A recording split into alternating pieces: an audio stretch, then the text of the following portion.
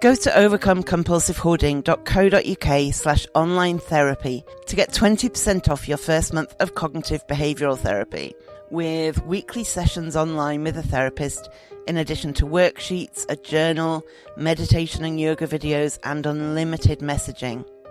There's strong evidence that CBT can help people who hoard, and accessing therapy online can be affordable and accessible. Find out more and get your discount at overcomecompulsivehoarding.co.uk/online therapy. Want flexibility? Take yoga. Want flexibility with your health insurance? Check out United Healthcare Insurance Plans. Underwritten by Golden Rule Insurance Company, they offer flexible, budget-friendly medical, dental, and vision coverage that may be right for you. More at uh1.com. Since 2013, Bombas has donated over 100 million socks, underwear, and T-shirts to those facing homelessness. If we counted those on air, this ad would last over 1,157 days. But if we counted the time it takes to make a donation possible, it would take just a few clicks. Because every time you make a purchase, Bombas donates an item to someone who needs it. Go to bombas.com/ACAST and use code ACAST for 20% off your first purchase. That's bombas.com/ACAST, code ACAST. I'm Sandra, and I'm just the professional your small business was looking for. But you didn't hire me because you didn't use LinkedIn Jobs. LinkedIn has professionals you can't find anywhere else, including those who aren't actively looking for a new job, but might be open to the perfect role, like me. In a given month, over 70% of LinkedIn users don't visit other leading job sites. So if you're not looking on LinkedIn, you'll miss out on great candidates, like Sandra. Start hiring professionals like a professional. Post your free job on linkedin.com/spoken today. Welcome to the Overcome Compulsive Hoarding with That Hoarder podcast. I am drowning in stuff and trying to find a way out. Listen as I explore the issues and delve deep as somebody profoundly affected by hoarding disorder. Find out more, including links to subscribe to the podcast and all my social media at overcomecompulsivehoarding.co.uk. Finally, I am not a doctor. I'm just a hoarder doing her best. So do seek professional support if and when you need it. So I'm going to start with a review I received on iTunes Australia.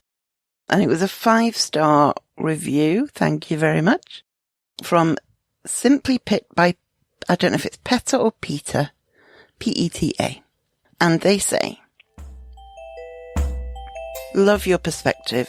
I'm a professional organiser in Australia and came across your podcast after doing some more in-depth training into working with clients who have hoarding tendencies. I love hearing your point of view and all the great tips you have to share. I also really love your episodes with Dr. Jan Eppingstall. I feel you have humanised the condition, which for so long has been demonised. Thank you.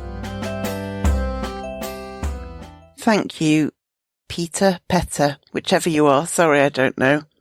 I do hope that doing this does humanise the condition, because until now, representation has been 95% pretty terrible on TV, basically.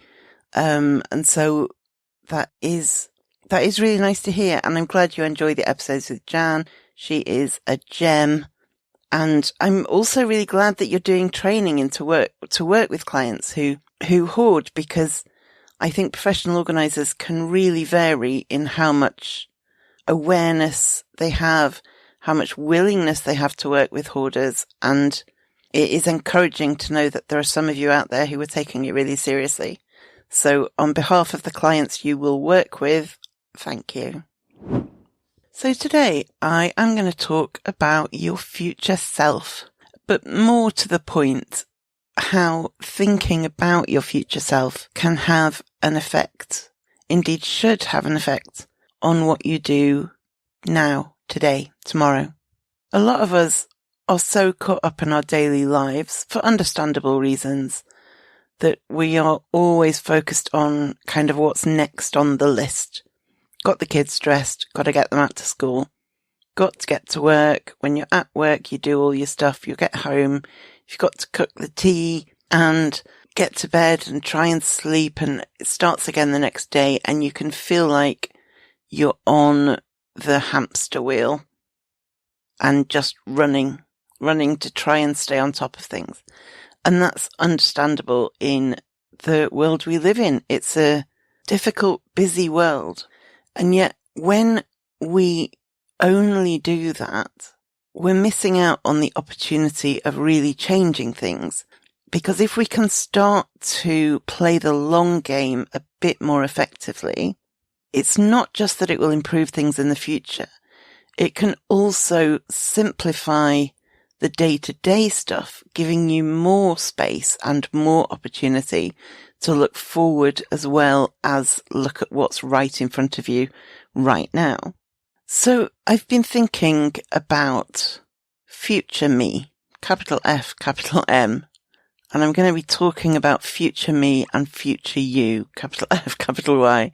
I don't know why that feels important, but it does. And how we might have a dream or a vision of how we would like our lives to be. And that's lovely. And we can dream and imagine and hope and plan and all of those things. But if we're not taking action to make it happen, it won't happen. If you can envisage future you and you know what you want that to be like, you can start to put things in place to make it happen. So while doing a bit of research for this episode, I discovered something quite interesting, and I'm sure Jan has mentioned this on the podcast before as well. But anyway, research has shown that we tend to think of our future selves as different people, right? Future me will be a millionaire. Future me will live in sunny climates and not get cold. Future me will live in a clean, tidy, organised home. And we think somewhere in our heads, we think that's somebody different to us. And I think that's really interesting because for a couple of reasons. One is I had a conversation with someone this morning and we were talking about how we were both much better at advocating for other people than we are for ourselves. If someone needs sticking up for, I will stick up for them, but I find it quite hard to stick up for myself. That kind of thing. So on the one hand, if future me is a different person, maybe I can advocate for her better than I can for myself. Maybe I can be that little bit more assertive with myself about what I do today in order to improve things for future me. So on the positive, I think that the idea that future me is a different person could be quite productive. But on the other hand, I do also wonder whether that separate person thing is also why we may have visions of our future selves, but we just don't feel any connection between our actions now and our future selves' realities. I wonder whether that disconnection makes us think, well, tidying up is pointless today, and not connect that with, but that's not going to get me to a future self where I live in a nice space. So the first thing to say about future selves is that we already have some inbuilt areas where we take action for our future selves. And these will vary slightly for everybody, but they might be things like you might choose a really healthy option of food when you quite fancy a more unhealthy option because you're thinking, you know, it's better for me to have all the vegetables. Or like when you brush your teeth, you're most likely doing it so that you don't have toothache in 6 months' time rather than for any immediate reason. So there is this stuff built in, but we need to think wider than that. We need to think more aspirationally. If we want future me to be a social worker, then current me has to get on a social work course at university, and then slightly future me has to take that social work course and pass it in order that future me can be a social worker. I know somebody who's recently got solar panels installed on her house, and that's something that costs money in the first place, but pays itself back, but over time. So she's going to save a lot of money, especially as we're going into a winter when there's a massive energy cost crisis. But that's an investment for future her. It's currently an expenditure. If we want to be a certain thing, in some ways we're quite used to taking steps towards that. But in other ways there's such a disconnect that we can't feel any relationship with future me and how what we do today will have any impact on that person. But the fact is that if you want to be the kind of person who goes running every day, you have to start running. If you want to be the kind of person who cooks from scratch every day, you have to learn to cook. If you want to be the kind of person who reads a lot of books, you have to start reading books. It's all very well imagining this perfect life in a little cottage in the countryside with many read books and a home-cooked meal on the table. But if we don't start doing those things, there's no pathway to that dreamy future me. And if you want to live in a dehoarded home, you need to dehoard your home. And I'm saying this to myself as much as anybody else. It's nice to say, I don't want perfection, but I would like to be able to move around more easily in my home. I would like to be able to have guests. I would like to be able to have space to prepare food on the surfaces, that kind of thing. And we can want those things, but not doing anything to get ourselves there means we won't get there. On the one hand, it feels massively obvious. On the other hand, it feels quite profound that if you want to be an artist, the only way you can be an artist is if you make art. And if you dream of being an artist without making art, you're not going to be an artist. And similarly, if you dream of having clutter-free corridors and you don't do anything to declutter your corridors, there's no path being paved towards future you who has clear corridors. We won't just land there. We won't just wake up one day and it will be there. We have to pave that path. We have to make our way through. It's about doing things now that will benefit future us. So future me, you might say, future me would be really happy to get into an uncluttered car. Or future me would be really happy if she could have guests over. Future me, because we all know how nice it is when we've done something and it pays off later. When you put some stuff in the slow cooker in the morning and then forget about it, and then it comes to evening meal time and there's like a delicious casserole and you're like, thank you, past me. I so appreciate that you put the effort in chopping those veggies this morning because this smells delicious and I can't wait to eat it. That's a future me act. Similarly, how lovely it is to get into a freshly made bed and you might be getting ready for bed and then think, oh, I changed the bed this morning.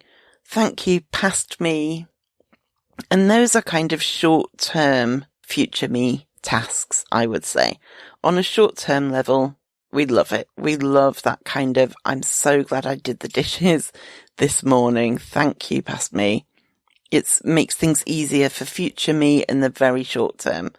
I not only used to lose my keys a lot, I would lose my keys a lot and be very, very stressed about it. It was an ongoing cause of stress. And even when I hadn't lost my keys, I would be so stressed that I would lose my keys that I could never quite relax.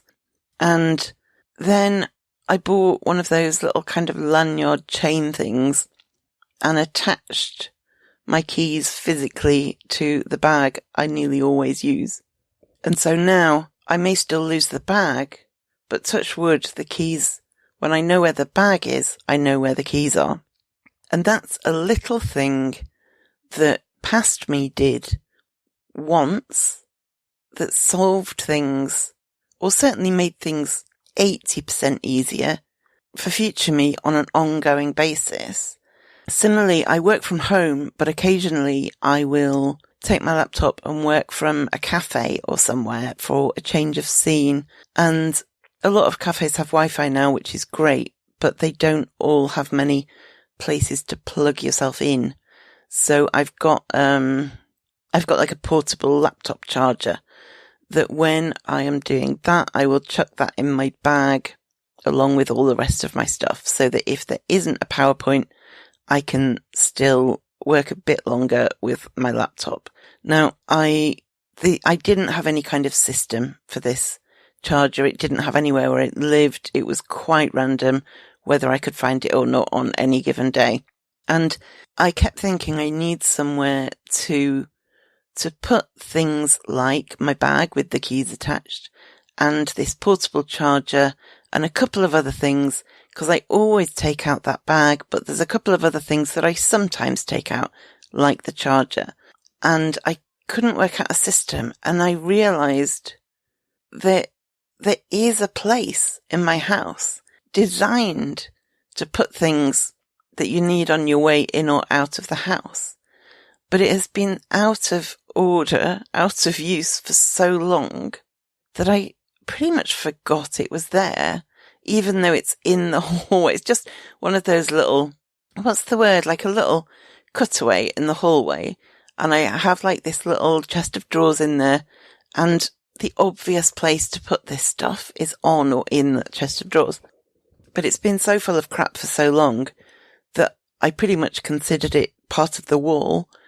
And I suddenly, only a week or two, was thinking I need somewhere to put stuff that I might need on my way in or on my way out.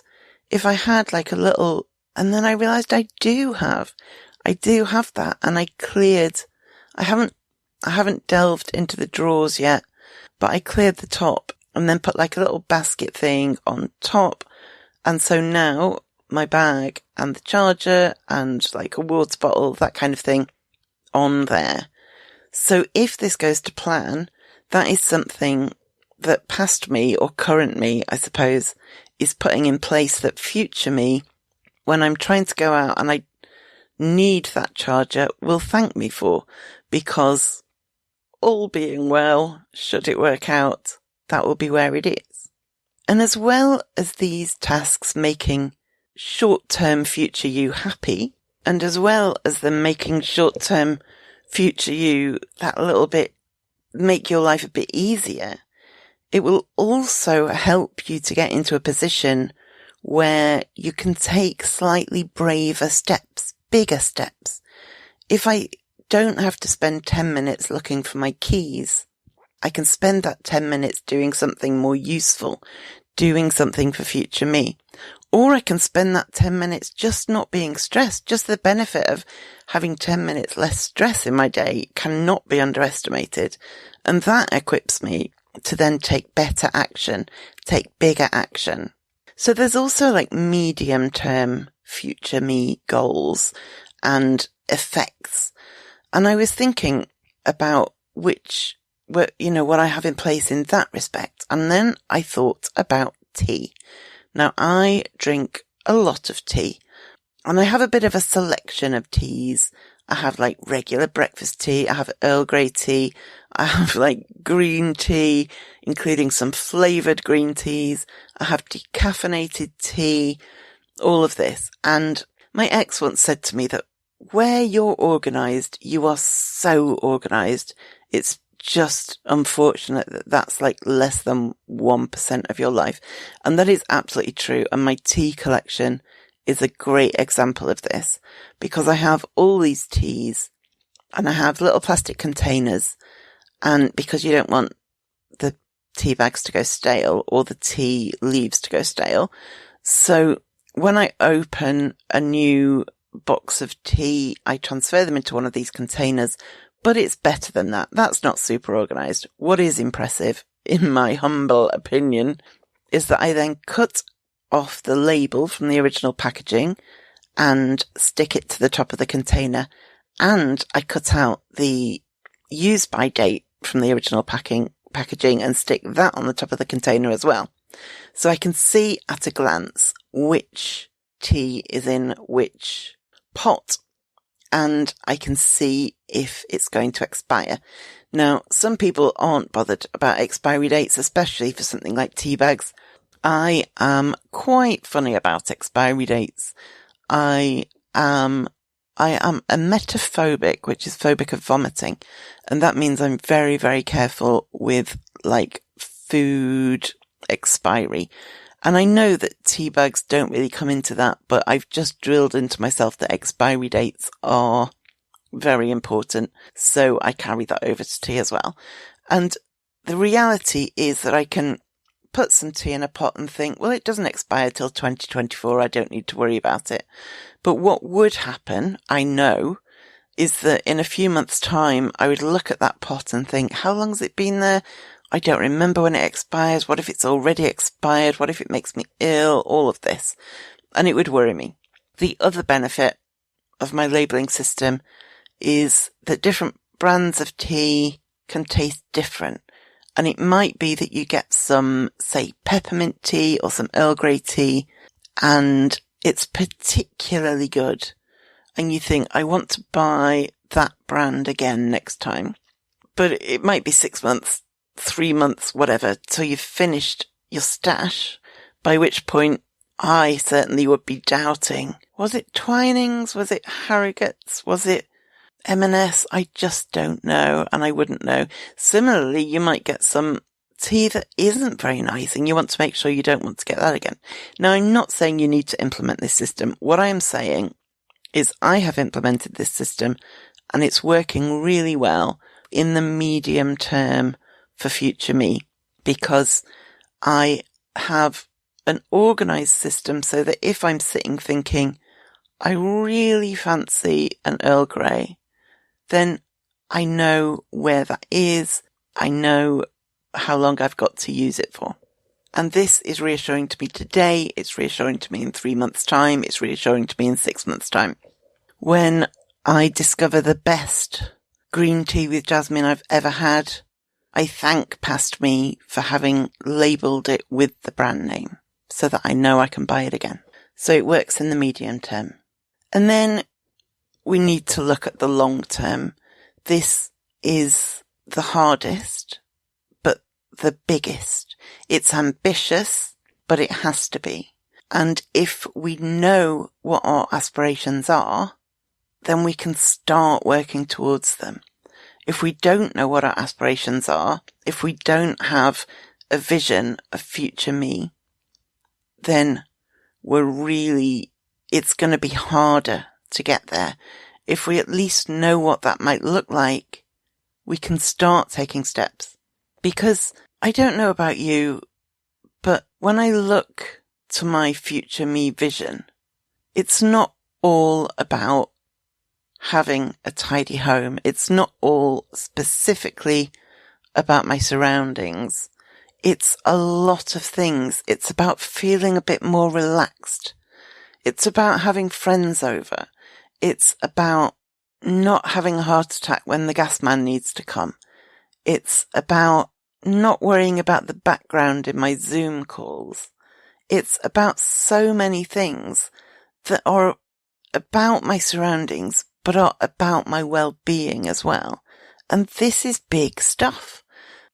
I want to not worry about throwing things away. I want future me to have put that behind her. But I'm not going to wake up one day without that worry anymore. I'm going to have to put in the work between now and then. I don't know where then is. But if I don't start paving that path, chances of me getting there by chance seem really, really small. So looking forward to who you want to be, looking forward to what you can gift now to future you, that might include things like not wasting money now so that future you can feel more secure. It might be not wasting money now so that future you can retire a bit earlier than you expected. It might be so you can buy a house. It might be just so that you don't have to worry about the bills. A gift to future you can be as simple as putting something in a place you're going to find it again. Knowing where the keys live, knowing where the shampoo lives, knowing where your winter blankets live, all of that is a gift to future you, whether that future you is 2:00 this afternoon or the middle of next year. Another gift you can start now to give to future you is a sense of just feeling better about yourself, feeling good about yourself even, not just because you have space, but you might feel good about yourself if you donate things to a charity. You might feel good about yourself for having a sense that you feel more in control of your life. When I stopped smoking, it was really, really hard. And now I'm so grateful to past me for being brave enough to do that, because I am so grateful I'm not battling that addiction still.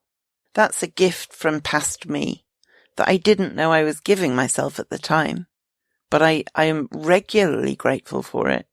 Earlier this afternoon, I had a rare cigarette craving. They don't come very often now, but I was sitting thinking, oh, I really fancy a cigarette. And then I thought, I'm so grateful that I don't have that thought 10, 20 times a day. It was briefly unpleasant and then it passed. But if I was still smoking, I would be having that desire non-stop. And thinking about future you, again, it's not just about your stuff. Has future you had therapy and started to understand yourself a bit better, started to have some way you can express some of the really difficult things? Has future you mended a relationship with a friend that is currently broken? Has future you taken classes, gained qualifications? If future you has had therapy, has gained qualifications, has mended friendships, then current you has to look into therapy, college, and reaching out to your friend. It's not going to happen by magic. And while future you feels like a different person in a different world, trying to kind of embody future you might help you to realize that you have to start today in a long-term project. Because future you isn't hypothetical. Future you isn't entirely like esoteric and abstract. Future you is built from the day-to-day actions of present you. It is what we do today that informs who we are in the future. So if you carry on over acquiring, if you carry on holding on to everything, if you carry on bringing things in while never moving anything out, think about the path that is paving for future you. Does the future you in your imagination own every knick-knack you saw in every charity shop in town? Does future you have an airy home with friends visiting, or a comfy bed, or just space to stretch out? Does future you own 18 pineapple-shaped nightlights? Sure, pineapple-shaped nightlights are cute, but does future you own one? Is that in your vision? Is that your dream? Is your dream about having 12 wardrobes full of clothes, 11 and a half of which you never, ever wear? Is future you unable to use their stove? Can future you access their fridge? Does future you have pest infestations, or do they relax with a full bed with no crap on it?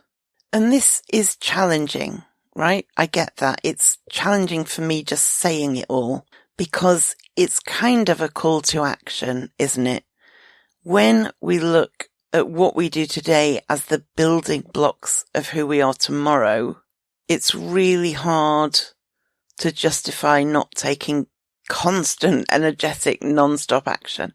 And that's not necessarily the plan. It's about those building blocks. It's about paving that path. It's about making our way through the forest and cutting down the brambles as we go so that we can move forward. We can't get to the other side of the brambly forest without doing all that chopping down on the way. If we try and embody future us, it can help us to see that what we are today, what we do today, what we don't do today creates future us. And if we separate off from future us, we can advocate for them perhaps more effectively. I think there's probably a balance in trying to embody it and trying to keep a degree of separation. But we can't be so separate from future us that we don't see anything we do today as connected, because it is. And it might be that you're listening and thinking, I don't know what future me wants. And that is fine. It's an opportunity to start asking yourself questions that can help you to flesh future you out. Have a think about what your goals are. Have a think about your aspirations. Looking at the future and looking at alternate outcomes. Think, what's that film? Is it Sliding Doors? Where she lives kind of two lives. She misses a train or catches a train and the whole course of her life changes. There are alternatives. There are alternate futures ahead of us because we're creating them. And if we continue to bring unnecessary things in, if we continue to not get rid of things, that's leading a path one way. And if we start to make change, that's leading a very different path in a very other direction. So if you're not sure what you want future you to look like, it's really worth giving it some thought. Where do you live? What are your surroundings like? What are your friends like? What do you do for fun? What's your job? All of those things. It's a very holistic thing. So it's about doing something practical today to meet the needs of yourself in the future. It's about having some faith in something not being immediately gratifying. This is difficult for those of us who are quite kind of instant gratification people. If I do something now, I want the results now. If I take action now, I want the consequences to be now. It's hard for me to invest time and energy into something now because in 2 years it will really pay off. And I suspect, I don't know if there's any studies in this, but I suspect there's quite a link between hoarding and instant gratification. But we do need to start thinking about practical things we can do today so that tomorrow, and I don't mean literally tomorrow, although that is included, tomorrow as in tomorrow, 2 years, 20 years is different. There's one area where I think that thinking of future us can be damaging, and that is if you constrain yourself to what if future me runs out of notebooks? What if future me runs out of pasta? But that's not aspirational thinking. So that's not what we're doing. That's fearful, limiting thinking. And that is powerful. It's what controls a lot of our decisions as people who hoard. We get stuck in, the very cliched question, what if I need it? And we can't start thinking, yeah, but what if future me needs it? We can't translate this aspirational idea and kind of exploit it to continue with our existing damaging behaviors. We can't let that happen. It's our responsibility to not let that happen. When we're thinking about future us scenarios, this is dreams, aspirations, hopes, and goals. So let's give some thought to how what we do today can have long-ranging impact on our lives. There's that whole thing, isn't there, that a flap of a butterfly wing in China can cause a tsunami in Brazil or something like that. And equally, that's a very kind of the idea of random unintended consequences. But we can also look at, okay, but what if throwing that one thing away today can ultimately result in a tsunami of my life by 2025? What if this one little step, this doesn't all have to be massive action, because it has to be sustainable, and massive action is great in a short-term way. It's not sustainable though. So we can't always be on it 24/7 making progress the whole time, but even the little steps count. Think of the butterfly flapping its wings. Think of how the tiniest thing can have gigantic consequences, and think of future you in that way. So as you all know, I have been doing call-outs to listeners to tell me their hoarding secrets. Now, I had this idea because I keep this secret, and I understand why I keep it secret, but I also think it can be quite damaging to have such a big secret. And I'm fascinated by the things that we all keep secret. Some of us are open about hoarding, but we still have particular details we keep secret. And so I asked listeners, if you want to, if you feel comfortable, to send me your secrets. Now, I've set a form up so that it's impossible for me to know who you are. The form is at overcomecompulsivehoarding.co.uk/secret. And you can send me your anonymous secret there. And some people have done that, and I am so appreciative, because I know it's not an easy thing to do, even anonymously. And especially because people are sending them in knowing they're going to be read out. And that is brave. That is brave, and I appreciate it. And so now I'm going to read out a secret that a listener sent me.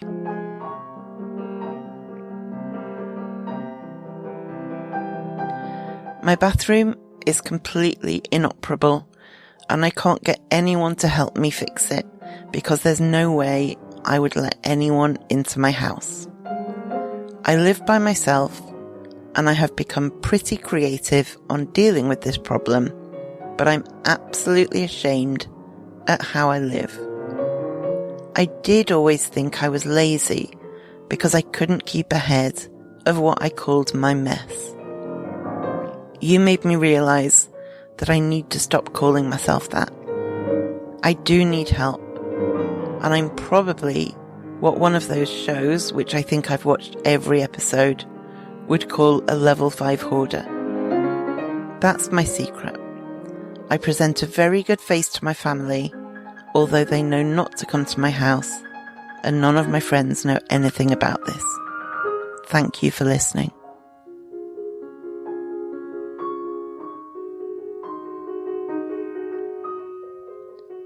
Okay, firstly, thank you for trusting me with this. Thank you for sharing it. You will not be the only person in this kind of situation. I guarantee you that. I am so sorry you're in this bind. It's so difficult. Having an inoperable bathroom, I'm glad you've got creative ways of dealing with it, but that's really difficult. I certainly have some things in my home that need fixing, but thankfully nothing that dramatic. But I can appreciate that if something went very wrong like that, it would be impossible. I would need it to be fixed. I would need nobody to come in. And that conflict would exist for probably some time in my head before I could do anything. I'm glad that you've realized it's not laziness, and I'm so touched that I helped you to realize that you're not lazy, and I'm glad you've stopped calling yourself that. Even stopping calling yourself that, it just gives you a bit of a break, doesn't it? I think a lot of us spend a lot of our time just directing abuse at ourselves. And if we can at least cross lazy off that list, we're getting somewhere. You've said you need help, and it sounds like you do, and that's nothing to be ashamed of. This is, above all, an illness. We're not like this for fun. We're not like this because we just can't be bothered. This is something overwhelming for many of us. It's big and it's hard. If it was easy, we would have fixed it years ago. But I'm glad you've recognised you need help, and I hope that your next step can be to access some of that. And just know I'm sending you all the best. And if anybody else wants to send in their hoarding secret, go to overcomecompulsivehoarding.co.uk/secret. Here's a cool fact. A crocodile can't stick out its tongue. Another cool fact, you can get short-term health insurance for a month or just under a year in some states. United Healthcare short-term insurance plans are designed for people who are between jobs, coming off their parents' plan, or turning a side hustle into a full-time gig. Underwritten by Golden Rule Insurance Company, they offer flexible, budget-friendly coverage with access to a nationwide network of doctors and hospitals. Get more cool facts about United Healthcare short-term plans at uh1.com. A lot can happen in the next 3 years. Like a chatbot may be your new best friend. But what won't change? Needing health insurance. United Healthcare Tri-Term Medical Plans are available for these changing times. Underwritten by Golden Rule Insurance Company, they offer budget-friendly, flexible coverage for people who are in between jobs or missed open enrollment. The plans last nearly 3 years in some states, with access to a nationwide network of doctors and hospitals. So for whatever tomorrow brings, United Healthcare Tri-Term Medical Plans may be for you. Learn more at uh1.com. In just 1 second, I'll give you my top tip of the week. In the meantime, please do subscribe to the podcast, review it, 5 stars would be amazing, and share it with your friends or anyone who might be interested or who might benefit from it. It all really helps. To find more ways to support the website, the podcast, and my overall dehoarding project, go to overcomecompulsivehoarding.co.uk/support. Now, back to your top tip. So my top tip this week is a little clip from a podcast called The Skeptic's Guide to the Universe. And one of the hosts, Cara Santamaria, is talking about asking for help. So have a listen to this. And so what they wanted to look at were some of these, kind of cognitive biases, basically. They asked themselves, why are people so hesitant to ask for help?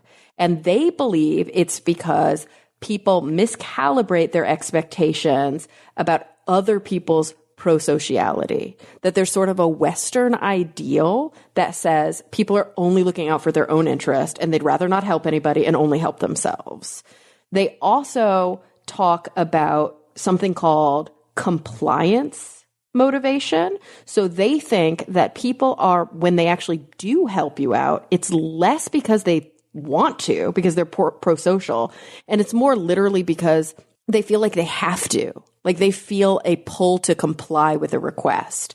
But it turns out that in these different studies where either they're looking at a real world example, they're asking people for imagined examples, the helpers more often than not want to help and say that they feel good about helping. But the people who need the help more often than not judge the helpers to not want to help them and worry that the helpers won't want to help them. So this is another example of do you guys remember last week, I think it was, when I talked about a study where people were trying to calibrate how much they should talk to be likable? Yeah. Yeah, so yeah. And they were, again, miscalibrating. They were saying, I shouldn't talk that much. They'll like me more if I talk less. But it turns out if you talk more, people actually like you more. And so it's another one of those examples of a cognitive bias getting in the way of us engaging in social behavior and actually kind of shooting ourselves in the foot because we fear an outcome that is basically the opposite of the outcome that we'll get. If we ask for help, we'll more than likely get it.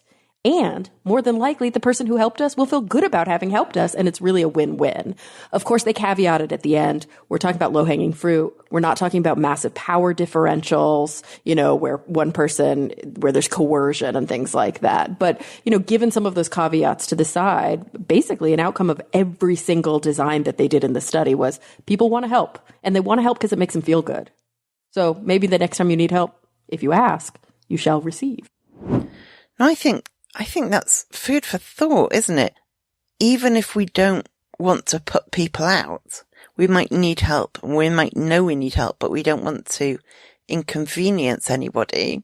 Maybe we do need to bear in mind that asking others for help can be beneficial for them as well as us. Something to consider, isn't it? Okay, thank you for listening, and I'll speak to you next time. Thank you for listening to the Overcome Compulsive Hoarding podcast. You can find more online at overcomecompulsivehoarding.co.uk. You can find me on Twitter at @thathoarder and on Facebook at Overcome Compulsive Hoarding with That Hoarder. To find out more about how you can support this podcast and the overall project, go to overcomecompulsivehoarding.co.uk/support, and do subscribe to this podcast so you make sure you don't miss any future episodes.